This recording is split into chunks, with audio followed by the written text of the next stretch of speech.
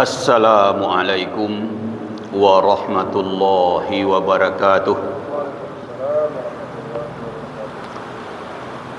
Innal hamdalillah, sesungguhnya segala puji kita persembahkan untuk Allah. Wassalatan wassalaman ala Rasulillah. Salawat dan salam untuk Rasulullah. Allahumma salli ala Muhammad wa ala alihi wa sahbihi ajma'in. Wahai Allah, berikanlah salawat untuk Nabi Muhammad dan keluarganya dan para sahabatnya semua. Amin ya Allah ya Rabbal Alamin. Jamaah salat zuhur Masjid Taqwa Muhammadiyah rahimakumullah. Sekarang tanggal 7 Zulhijjah, berarti 3 hari lagi 10 Zulhijjah. 10 Zulhijjah disebut juga dengan hari raya Nahar. Allah menyebutnya begitu di dalam surat Al-Kautsar. Fasholli li rabbika wanhar. Hendaklah kamu salat pada Tuhanmu dan berkurbanlah. Hari raya Nahar sebenarnya adalah hari raya terbesar dari 2 hari raya yang disyariatkan. Hari raya yang disyariatkan Yaumul Fitri yang pertama, Yaumun Nahri yang kedua. Yaumul Fitri itu setelah saum Ramadan, qiyamu Ramadan dan ibadah Ramadan selama 1 bulan penuh. Sementara Yaumun Nahri, hari raya Nahar, itu terlaksananya pada tanggal 10 Zulhijjah dan 11 Zulhijjah yang digolongkan kepada hari Tasyriq, 12 dan 13. Jadi harinya 4. 10, 11, 12 dan 13. Karena harinya lama, berarti hari rayanya lebih besar dibanding yang hari raya cuma 1 hari, Yaumul Fitri. Jamaah sekalian, kalau Yaumun Nahri, hari raya kurban, pelaksanaannya selama 4 hari, tanggal 10, 11, 12, dan 13. Dan yang dikurbankan itu adalah binatang ternak yang memenuhi syarat-syarat yang ditetapkan oleh Allah dan Rasulullah. Setelah kita sembelih, ternyata Allah menyuruh kita makan dagingnya. Lihat surat Al-Hajj ayat 36.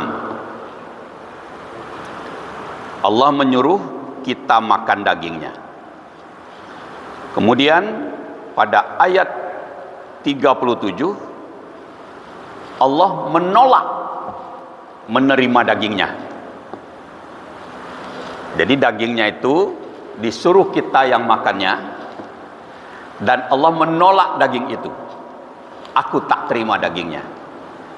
Kata Allah, aku tak terima juga darahnya. Berarti semua dari fisik yang kita korbankan itu tidak ada yang diterima Allah.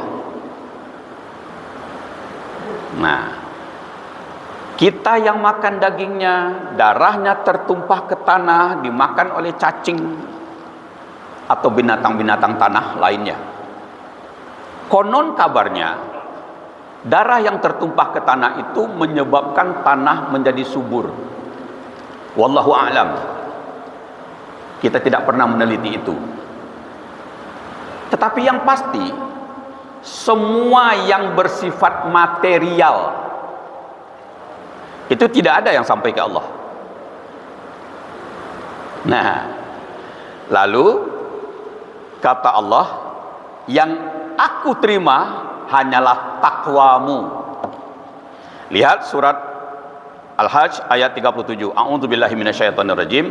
La yanalallahu luhumuha wala dima'uha walakin yanaluhu taqwa minkum. Aku menolak dagingnya. Aku tak terima. Aku tak terima darahnya. Yang aku terima darimu hanyalah takwamu. Jamaah sekalian, bila kita hubung-hubungkan dengan masa lalu, dulu di zaman jahiliyah, orang membuat jambatan itu didarahi. Itu dianggap persembahan kepada Tuhan. Tapi tentu Tuhannya bukan Allah. Karena Allah menolak. Dia tidak mau terima darah. Berarti Tuhan yang kita persembahkan darah itu bukan Allah. Dulu juga ada di zaman jahiliyah, orang berkurban untuk Tuhan. Itu binatang kurban itu bulat-bulat dipersembahkan pada Tuhan. Seperti kalau Tuhan, ada orang yang menganggap Tuhan itu di dalam kawah Gunung Merapi, maka dimasukkanlah kambing ke dalam kawah Gunung Merapi itu. Ada orang yang menganggap Tuhannya ada di bawah pohon beringin, maka dikasih makanlah pohon beringin itu dengan singgang ayam dan lain sebagainya. Tapi Allah Tuhan kita, Allah Rabbul Jalil, Allah Subhanahu wa ta'ala tidak menerima itu. Kalau kita sembelih kambing, domba, jawi, sapi, itu semuanya untuk kita makan. Kita makan, kita berikan kepada orang yang membutuhkan, dan kita berikan pada orang yang meminta, kita berikan kepada orang yang tidak meminta. Berarti sadu Allah dia gitu. Ana masen kau untuk Allah. Jemaah sekalian, yang kau untuk Allah adalah takwa kita. Apa maksudnya? Lihat surat Al-Anfal ayat 1. A'udzubillahi minasyaitonirrajim. Fattaqullah wa aslihu zata bainikum wa ati'ullaha wa rasulahu in kuntum mu'minin. Bertakwalah kamu kepada Allah, lalu berbaik-baiklah kamu dengan orang-orang yang banyak ini. Jangan bertengkar, jangan bercakap-cakap dan segala macam. Wa ati'ullaha wa rasulahu. Taatlah kepada Allah dan taatlah kepada Rasul in kuntum mu'minin, bila betul-betul kamu orang mukmin. Jadi orang bertakwa itu adalah orang mukmin. Dia berbaik-baik dengan semua orang dan dia taat kepada Allah. Nah, taat ini, jamaah sekalian, taat itu sebuah kalimat yang sudah kita kenal sejak kita ketek-ketek, kecil-kecil. Taat.